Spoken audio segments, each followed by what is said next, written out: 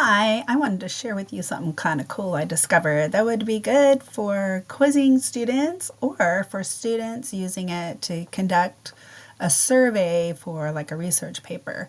So you start by on your drive and you click new and you click Google Forms, and then I always go blank form because you can always adapt it how you want to.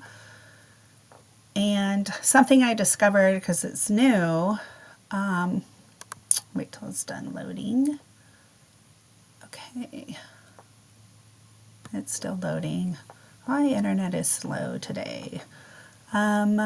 So here you go, questions, and you type different questions. And let's see.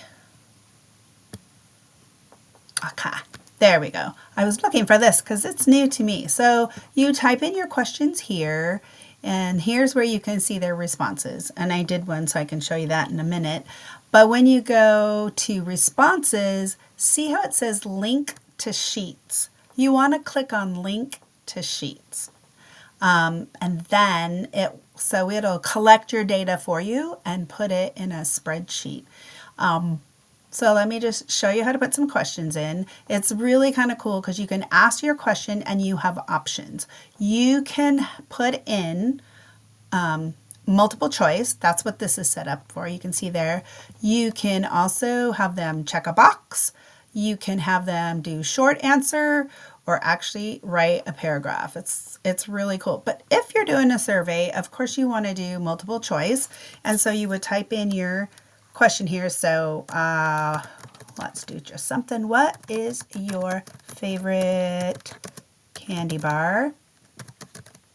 Whoops. And then, oops, see, it switched to short answer on me. So you always got to check up. So multiple choice. So then you could put Baby Ruth, and then add another option. You could put Snickers. I'll put my granddaughter's and mine favorite mint. I know it's not really a candy bar, but Junior Mint. And you could go on and on. Okay. And then let's see, what's the other one I was thinking? Oh, Kit Kat. That's my grandson, or not grandson, son-in-law's favorite candy. And then, of course, Reese's. I think that's how you spell it. But anyway, that's how you put in your questions.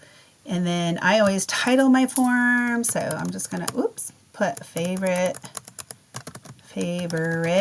candy bar. Okay, and then we had already gone to responses. So we're going to link it to sheets, create a new spreadsheet, and you always want to put your title everywhere so that you can find it later. I always taught my students, if you don't title anything, you're going to have a bunch of unnamed documents, and it'll take you forever to find it. So you always put titles in wherever you can, and then you hit create. And so then what you do, it's doing something for me. So here it is. Here's your question. It's still loading. Again, I apologize. It's taking forever today. Okay. So over here, click, go back. Oops, see, I didn't put my title over here either. There you go. It's there.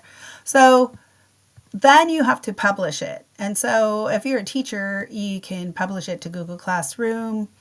You can, if you're not a teacher, then you would share the document with whoever you want to take the survey. Or you can also, let's get out of there, you can also get a link and send them the link to when you click that. So I guess it's where you add or where you publish. Let's see. I haven't done this in a while. Manage. So right now, anyone with the link can answer.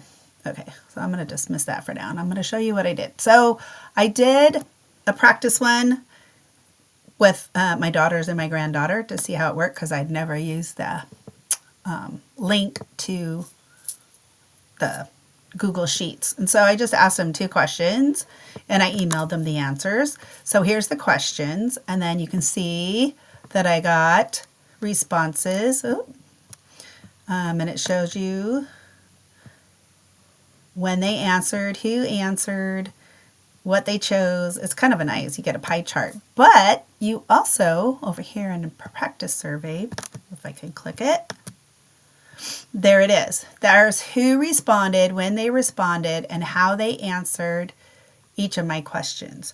So it's really, really a good tool for if you're doing a research paper, if you want to give them just a quick assessment and ask them a few questions. If you do short answer, obviously you have to go back and read them, but it's really easy to grade them. I used it a lot when I was teaching full time. So I hope this helps. I found it really interesting that you could gather the data. It didn't have that function when I was using it.